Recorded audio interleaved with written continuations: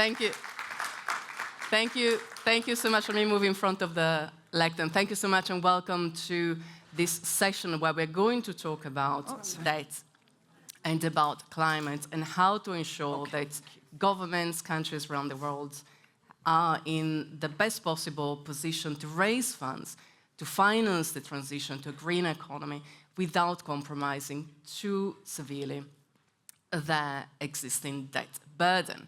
And we're going to do that with a group of experts and really well-placed professionals to help us understand what's happening. And of course, this being described as the future talks. We're also going to try to imagine solutions and what has worked best until now and what can be put in place to make it work even better. Now, government debt has been going up phenomenally in recent times. In fact, recent data by the Institute of International Finances is indicating that it's going to spiral to over 200 trillion by 2030. And a lot of this is going to be used by emerging markets to fund climate solutions. Emerging markets themselves are finding themselves in a really difficult spot because as of earlier this year, the debt to GDP ratio has gone up to 245%, which is an extraordinarily high figure and a record figure as well. So this is where we are now, but there are also a lot of solutions and a lot of very bright and clever people working to improve the situation. So let me just call on stage two of such people who are going to take us through the work they've been doing in this area. Let me call them on stage, and they're going to take us through, again, a presentation, very short presentation, 10 minutes, and then we're going to start our panel discussion, and then we're also going to get a couple of interventions from the floor. So let me call on stage Dr. Moritz Kraemer, the chief economist of LBBW, the bank, the German bank, and Dr. Vera Songwe, who is the founder and chairwoman of Liquidity and Sustainability Facility, which is helping, it's focusing particularly on emerging markets. I'm going to use the first name for all the panelists, if they don't mind, so welcome Moritz and Vera.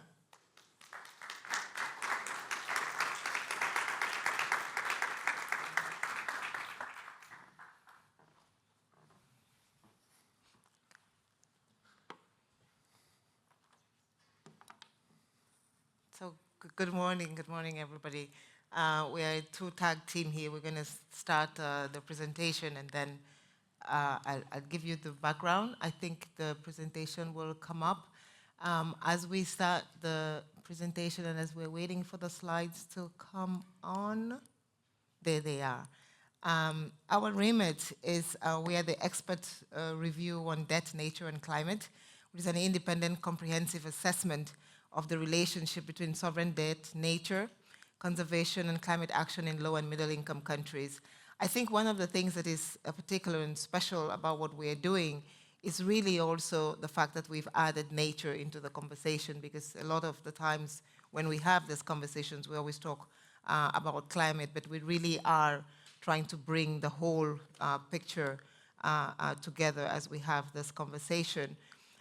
We were launched by a steering group of Colombia, Kenya, I'm going to go, the French, and of course the Germans. And we're very happy, one, to be here today at the Hamburg Sustainability Conference, because we believe this is a continuation of that conversation, but also the fact that the German government has decided to launch the Hamburg Sustainability Conference shows that, and we hope really they're taking the conversation seriously. We know that the conversation on climate and green is under threat in many parts, but I think in the middle of that, having this conference is particularly important.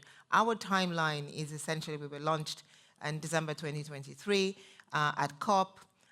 We kicked off last year at the World Bank spring meetings. We're just about to finalize, actually it's in print, the hot copy, with everybody, and we would launch and have the final copy of the report in October 2024 at the annual meetings in Washington, D.C., and the final report will be out in April of 2025, the spring meetings of the World Bank annual meetings. Moritz and I co-chair the report. Moritz, as you saw, is the chief economist of one of the bigger banks in Germany, so it's good to have him because a lot of the conversations around debt, climate, the transition, and growth in particular are going to come through how the banks finance and how the private sector finances that growth. So having, I think, Moritz here with us is particularly useful and important as a co-chair. We're also working with ECLAC, the Economic Commission for Latin America, the UN Economic Commission for Latin America, ODI, FDL, which is a French think tank, ODI is a UK think tank, and ASSET, which is an African think tank based in Ghana. So really we want to be all inclusive. These are the members of the commission. I wouldn't go through all their names because we'll take our time. We've done an extensive consultation around who should be, getting different views. As you know, the conversation around debt, climate, nature, really sometimes has competing views. One of them a lot has been this issue around, if you do debt, then can you do development? If you do development, can you do growth? We are really about growth, actually. If you want to summarize what the Commission is about releasing resources for growth. But to do that, we must look at climate, we must look at resilience, and we must look at nature. So that's really a big part of it. The first part of the work that we've done has been a lot of diagnostics. Many of the emerging market economies are facing a triple crisis of debt, nature, and climate. And for this, they cannot grow. So we need to be able to unleash growth. The best way to reduce debt is to grow. How do you unleash that growth? Is to reduce the vicious circle of debt, climate, and nature, and see how we can reinforce growth in a virtuous way using climate, really. And there is an opportunity on the green development, but how can we use it? And the virtuous cycle of green and resilient economic growth is possible, and the report will talk a lot more about that. And I will hand over now to Moritz with 1 minute and 20 more, so you have a little bit more time, because you're going to start seeing some charts and different things, and hopefully Moritz can tell you about what we are talking about in this initial report. Well, thank you, Vera. I think I might pay you back this 1 minute that you donated to me now at some other event. So we are having this, what we call like the triple crisis: climate, nature, and debt, and they're reinforcing each other.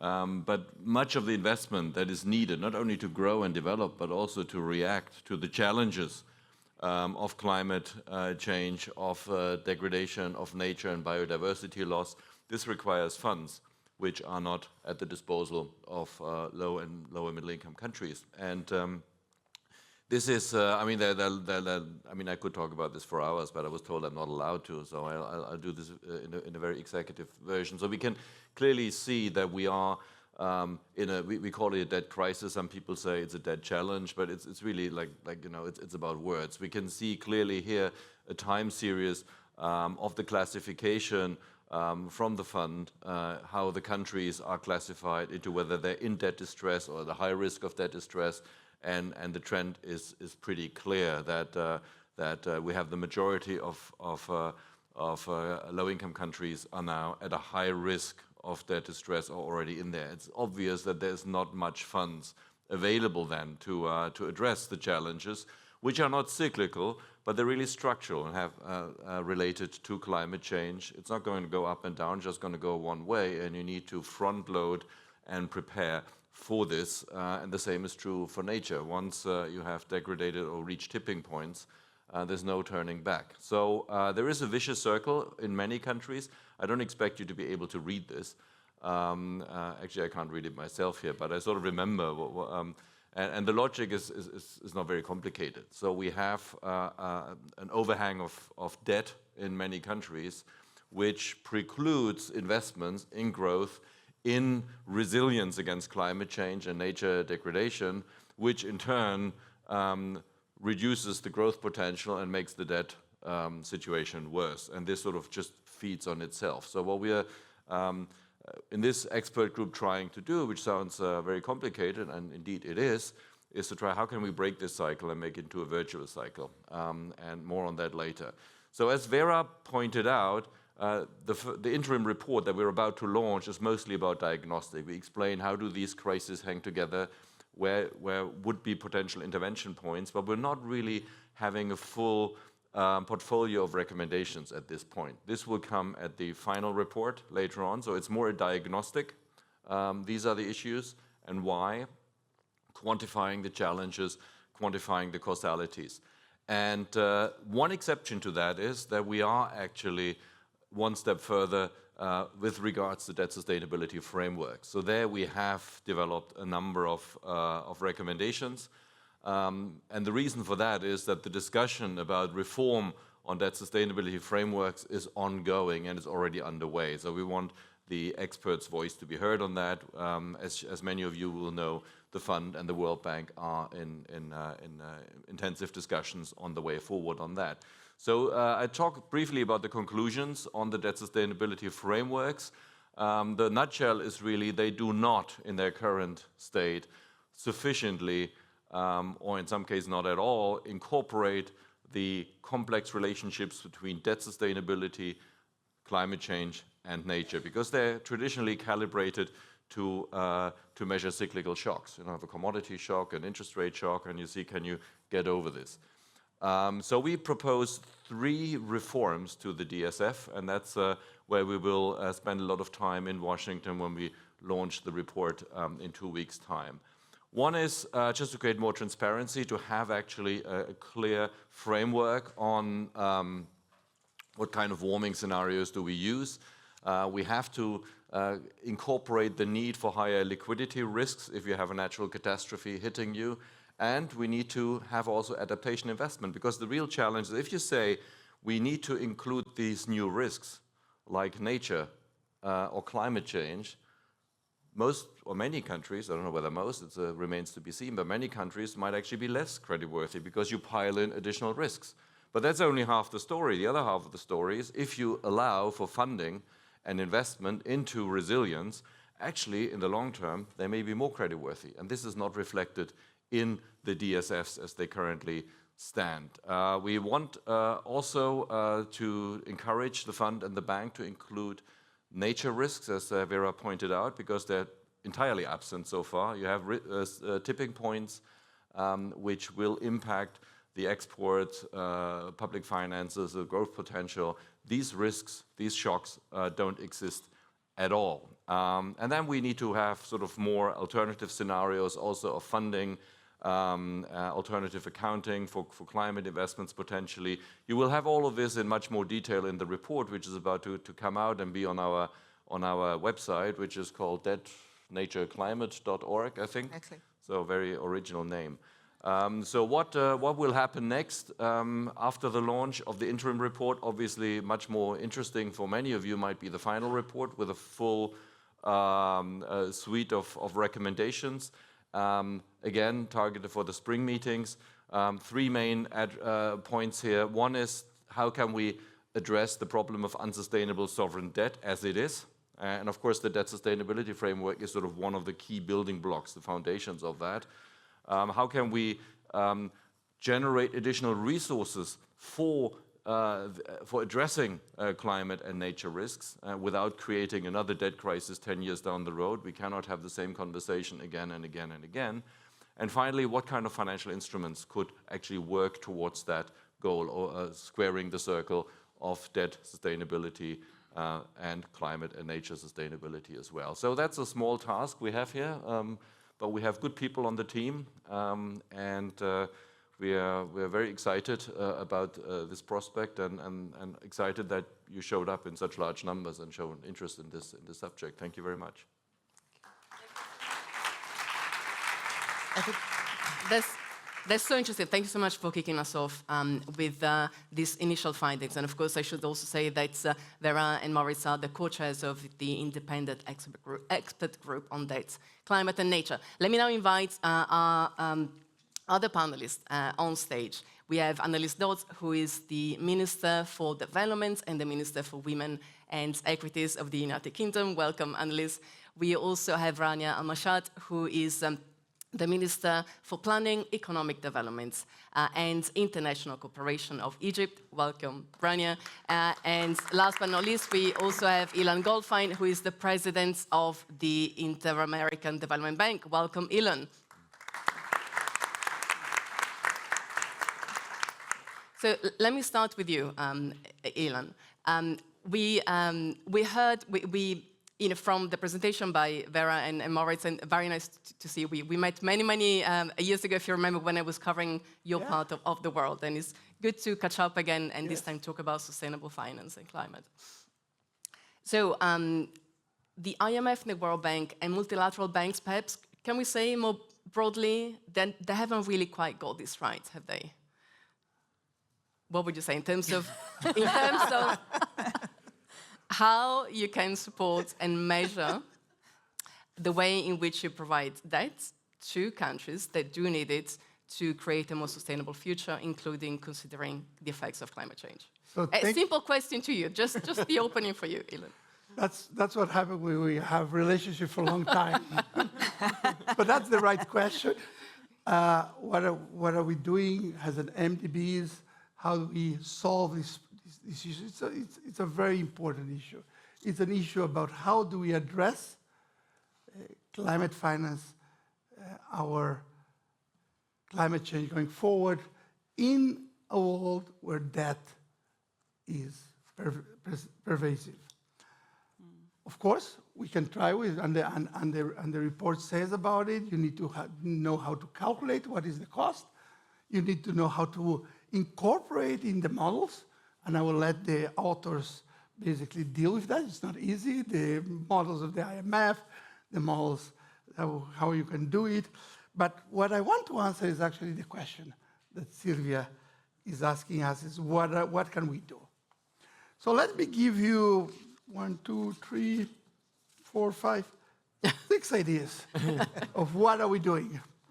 First, if you have debt, you better give debt in longer terms and longer maturities. This is an abstract.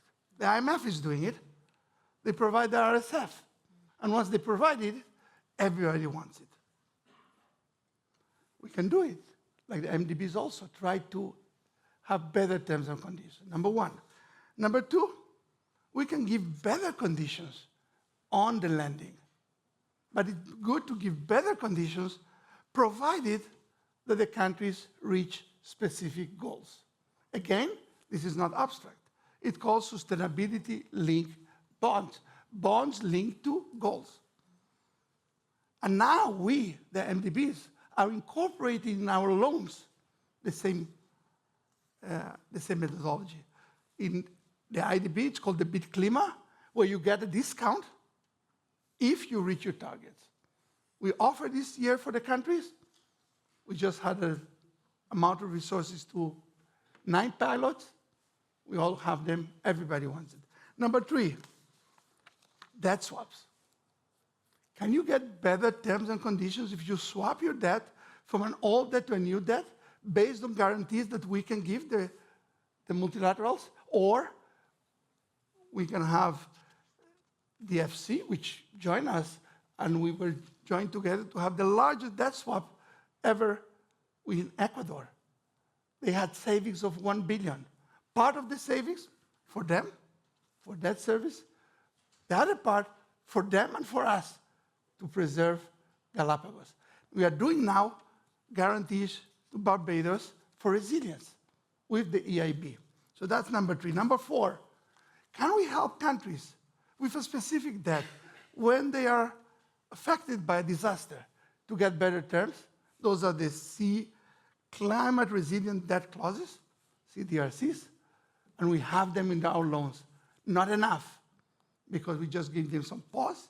We need to give them some insurance so that they actually not have to pay, not only postpone. Number 5, a lot of the investments are in hard currencies, in lower and middle income that have their own currencies. So we have bundled, and here you have Anneliese, and the UK is helping us with Brazil to have a pilot where we can actually help countries smooth currency moves. And we have a very large program with the World Bank, with Brazil, but there's a part which we can standardize, which is the part we give liquidity to countries when they face large depreciations, and that could be standardized to any country. And last but not least, because I want to give you back the microphone, is we need to help these countries really, when they get the debt, to really use it in the best way possible. Because sometimes the worst is that you have large debt and you really don't invest in the right places. So thematic bond issuance, green, blue, social, we're going to issue Amazon bonds, but that's about use, impact of what we get. So if you're going to get the debt, at least invest the resources in the best way. Thank you very much. Thank you so much. So there is a growing suite of instruments and solutions that development banks are putting together. And I will want to come back to you about the speed at which and the scale at which these products are being offered. But first, Rania, so Ilan mentioned debt swaps, so debt for climate swaps. And Egypt, of course, has experience in this, including with our host country, Germany. Tell us, how are those solutions working? What would you like to see change? Well, thank you very much. This is a very important topic, and the more conferences we attend, it's coming center stage, and that's good. Because in the past, the idea of indebtedness, it was a little bit sensitive to talk about. Rating agencies would come in. If countries are looking into this in detail, it does have repercussions. So it's very good that we're trying to put this center stage. It's great that we are linking it to sustainability. There's also a key element with respect to the DSAs, which we need to think about, and I'm just going to mention this. We always say that we need to have concessional finance to move ahead with just transitions. If you take a look at the DSAs, they do not distinguish between concessional finance, commercial finance, or Eurobonds, or any other type of debt. So it's very good, and I hope that the report at the end tries to give some insight into how MDBs, when they are looking at the DSA itself, there's a single brush across all types of debt.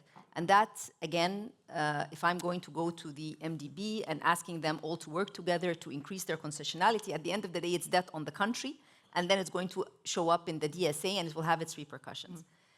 On debt swaps, a very important aspect that we have is that debt swaps are always a bilateral. The ones that work fast are the bilateral debt swaps, because it's between a country and another country. Politics plays a role. But what is very key is that today countries have a more consistent vision on the importance of climate action, the NDCs, the energy transition. So it's coming more that the debtor country and the creditor country have a common denominator now, which they can argue with their constituencies in the creditor countries. And it's actually seen as a positive when we talk about public goods. Global public goods. So this is the importance of why debt swaps on a bilateral, on the multilateral level. It's there, but as you mentioned, the scale and the speed are not as fast as the challenge at hand. What we have done over the past maybe 15 years, debt swaps with Italy and Germany in the bold figure of $750 million. All of them are directed to projects which are for conserving some of our natural habitats. The most recent debt swaps we've done with Germany is within our country platform, which looks at the energy transition. So, for example, in moving from power plants that use gas into power plants or into renewable energy, this has been a very important cornerstone of our country platform, NUAFI. So that has been a very recent debt swap, worked very successfully, and has been able to crowd in private investment. And this is key. But maybe the conclusion of what I want to say, number one, DSAs do not distinguish between types of debt, and we need to, I don't know how to, I'm an IMF economist by training, and DSAs are very powerful tools where you put an equal benchmark against all countries. But given that, today we are all suffering from nature issues, climate issues, how can we're pushing countries to take more concessional, we're telling MDBs, increase your pot of concessional finance, but then countries are not given a breather if they are able to access that type of pool. The second point is in the calculation of GDP. There's a whole discussion now on how we can include some of the, and this is some of the points in the experts group, how can we include some of the adaptation spending and some of the nature in the GDP calculation itself, and that would help countries in their DSA. And then finally on RSTs, they are also linked to policies that governments need to do. So sometimes, even though they're concessional on long term, the negotiation time of trying to come up is not as fast as in many instances we would think that the tool is there, we're going to move ahead right away. It does require a lot of preparation. I can go on many other points, but I'll stop there. Thank you. Thank you so much. So the tools perhaps and the details of how to make this work on a systemic level are still work in progress. But you said, Rania, quite rightly, that when it comes to a bilateral agreement, things move faster. Now, if one of the two, and arguably we can say that, of course, a climate for that swap is benefiting the whole world, but in reality, in the short term, it is also fair to say that one side of the equation is going to lose out to the benefit of the other. So, Anneliese, when it comes to a country like the UK, where we both work, which arguably has been behind really the situation where we are now in terms of climate change, but at the same time, you also need to please and convince the electorate that it's worth spending money in working on these solutions. How tough is the political message? How much are national politics going to play a role in tackling this global issue? And I think on that question, we need to be very clear that there's a shared interest in us all facing up to these challenges, because of course we're seeing the impact of climate not just on countries which are fragile, conflict affected, least developed. We're seeing that impact, of course, on countries like my own as well. We need to be working together on this. And certainly for the new UK government, it's been very important for us to be clear that we have to work in partnership with other nations around this. It's got to be a genuine partnership and one that's based on mutual respect. And I think when it comes to the kinds of questions that we've been talking about, we've had very clear messages from a number of nations for quite a long time. You know, we've been very keen, for example, to listen to what countries like Grenada, Barbados have been saying.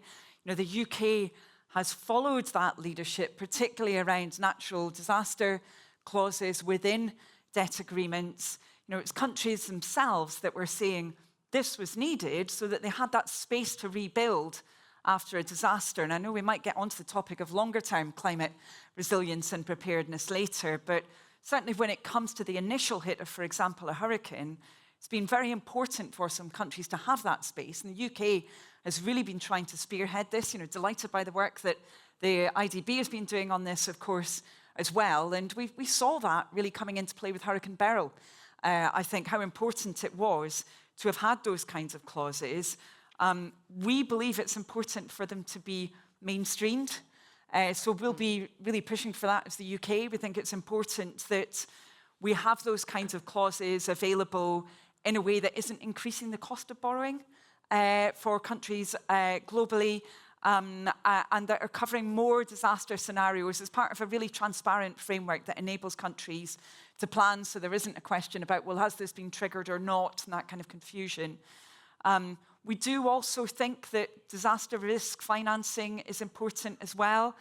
And here, and you asked about public support, actually in a country like the UK, many people will have relations, friends, members of their family, close or more distant, who are directly impacted by these disasters. We have now, I think it's about 18% of the UK population who are either born abroad or their parents were. They are hearing these stories directly. They want to know that countries like the UK are playing their part, working with others, working with multinational organizations. So we think there's a big role for leadership here, and actually that leadership is supported by many of our populations. How much harder, if it has become harder, are these kind of conversations within government, where there are so many other competing pressures? But taxpayers struggling, cost of living. Yeah, I mean, that's always the question for government, isn't it? How you prioritise. Clearly, every country's circumstances will be different. You know, for the UK government, the current one, our fiscal inheritance is not as rosy as we would have liked it to be. but we will always focus on what will deliver the outcomes we want to see. We'll always seek innovation. And there again, a lot of that can be revealed through partnership, because it's many countries themselves, that have been pushing that forward, as we just heard.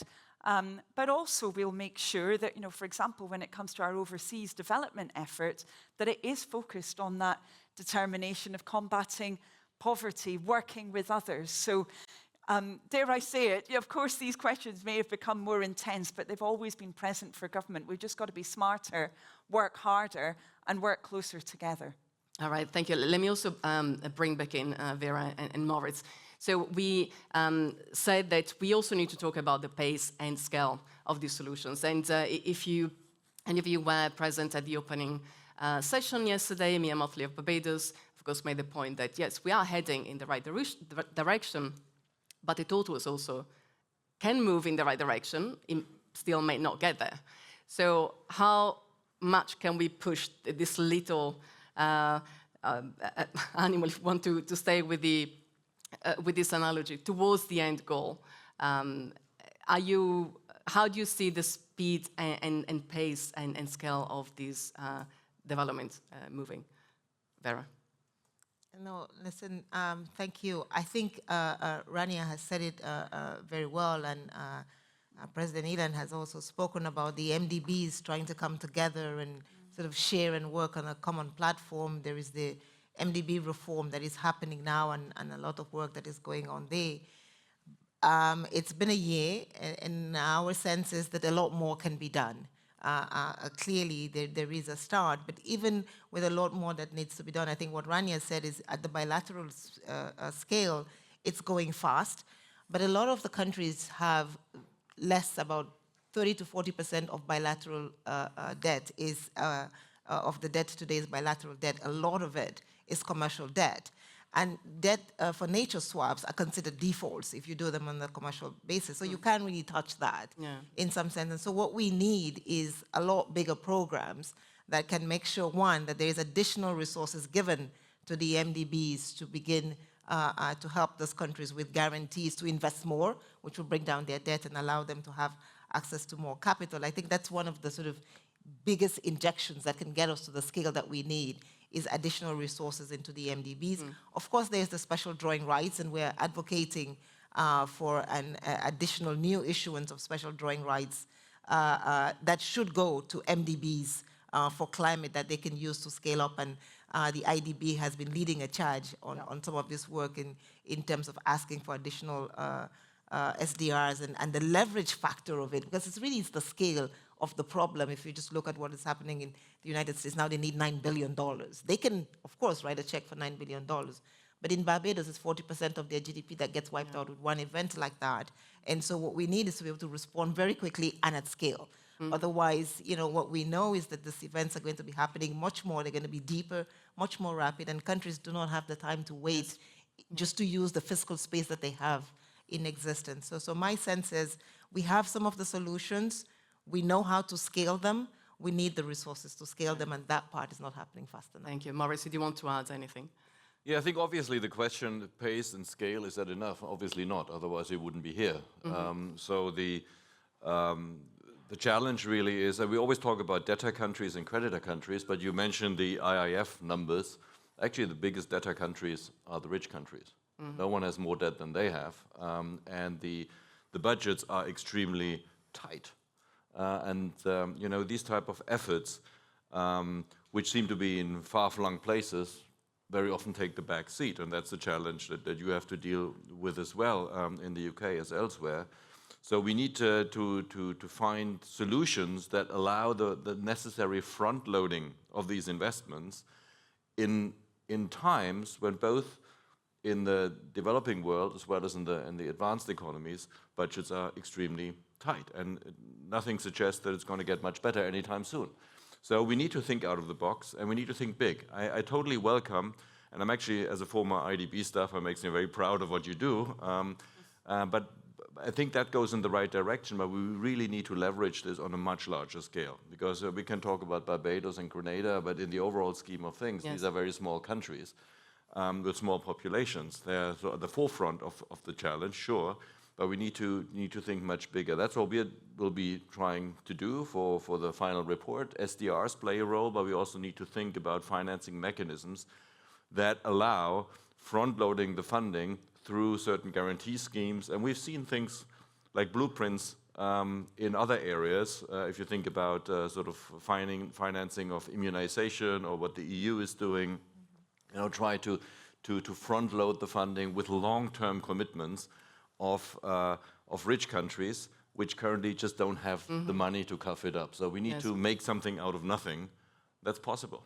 Yes. So we have been talking about public sector funds, essentially, but clearly there is a big role for private sector involvement. And I'm just going to mention something very quickly, which is a Bank of England recent survey that actually found that banks in the UK are for the first time actually losing a sense of how major climate change is as a risk. And I wonder what German banks, actually looking again at you, Moritz, are feeling, and whether this is going to play a role in their readiness in jumping at the opportunity, because you all are presenting this as an opportunity, right, for also the private sector to invest in those solutions. So that's another very interesting point, but perhaps something for a different panel. But Ilan, let me get back to you.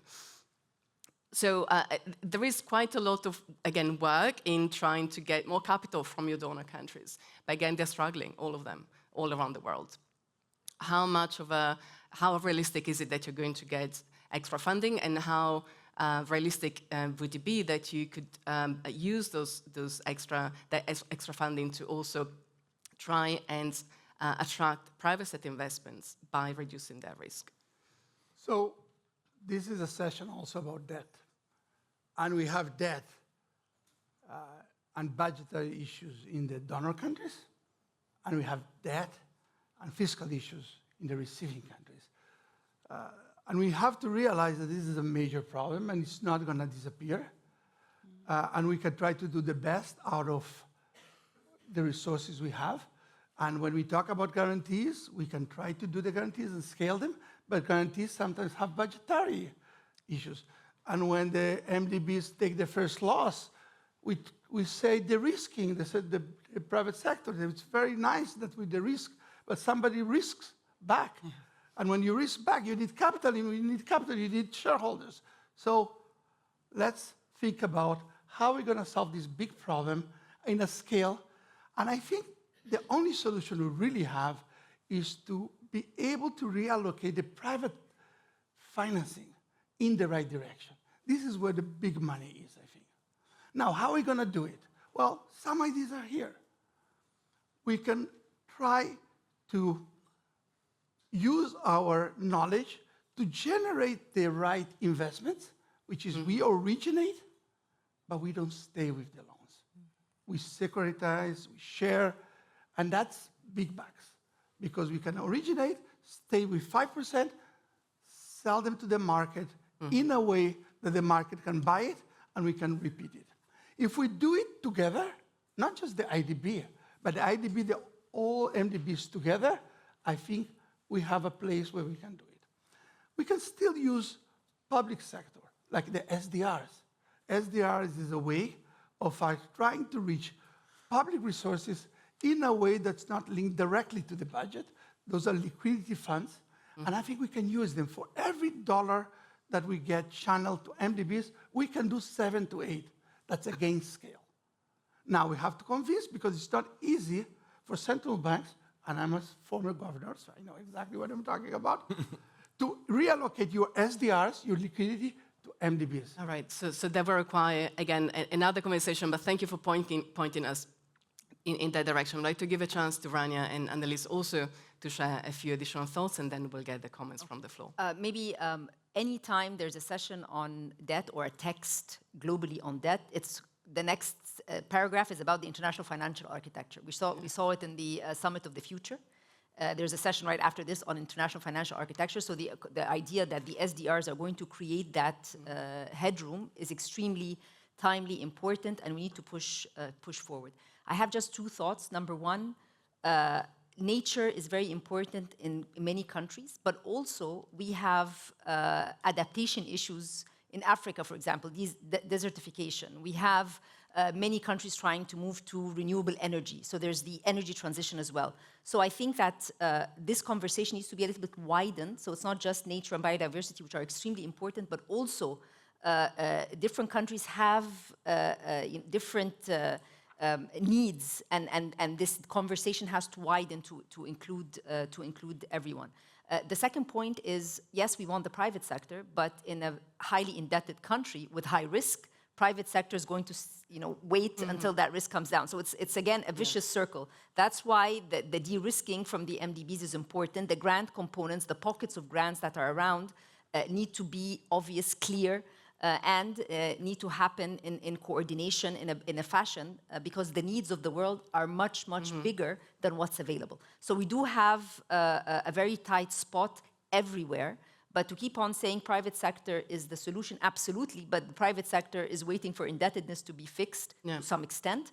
And also, countries, and we heard this yesterday, you have the creditors that need to talk to their constituencies, but also the debtors need to talk to their constituency. Why am I not spending on education and health and with the small fiscal space that I need, when we know that the green transition is so important, because I cannot get the FDI that is needed to create the jobs and create more revenue if I'm not doing that as well. So the thing is, more on the SDRs, but faster decisions, please, because, again, indebtedness is much, much linked to the international financial architecture being more or less solved, if I can use that word. Thank you. Anneliese. So very What's the UK's briefly, contribution? Yes. Yes, and I think the audience can't see the ticking time bombs that we have in front of us. It shows I've got 25 seconds. I think that for the UK, this is about information, coherence, and leadership, because I don't want to lose the point about information that was mentioned previously around debt sustainability analyses.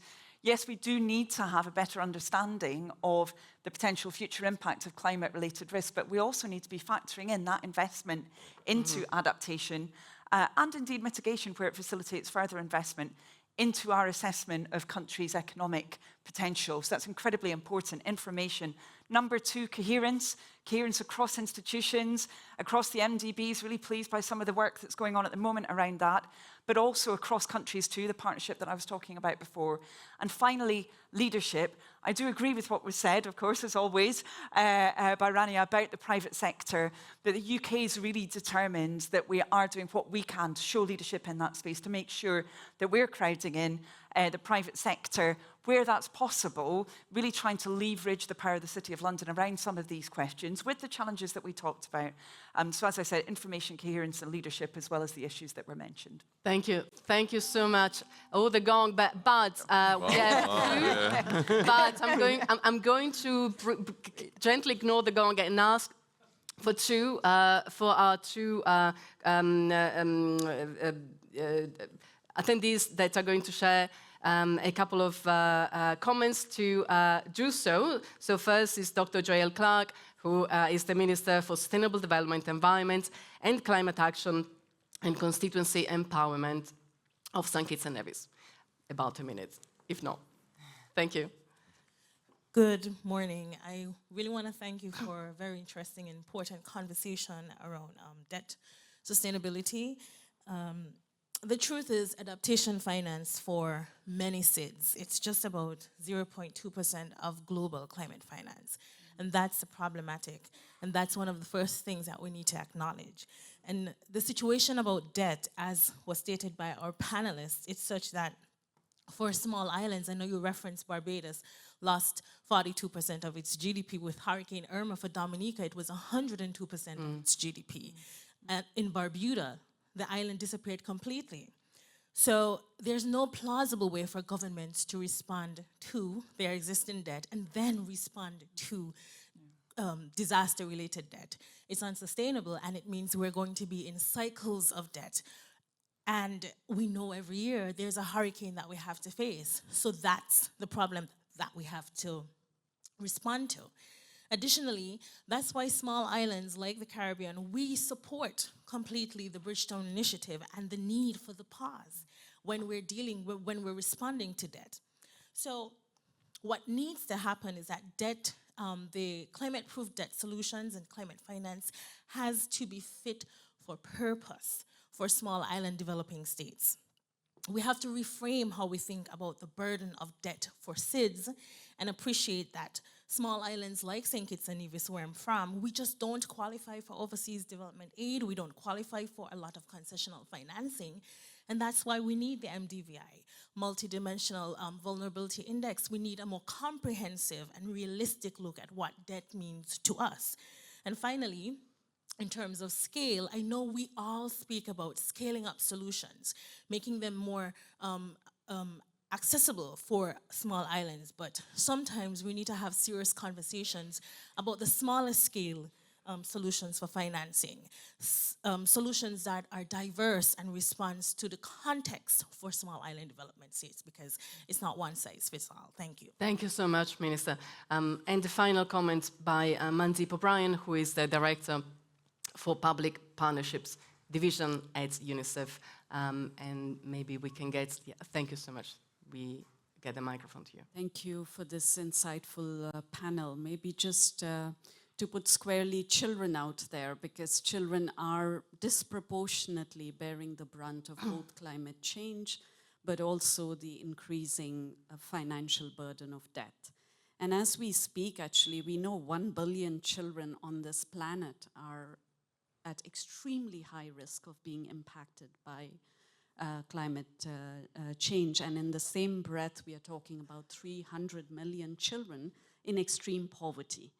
And we also know the reality that most of the low-income countries are using 15 to 20% of their domestic revenue to service debts.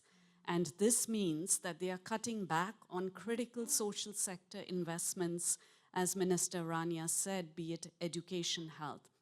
And just to conclude this first point, to say that imagine what happens when conflict comes on top of debt and climate change and everything else.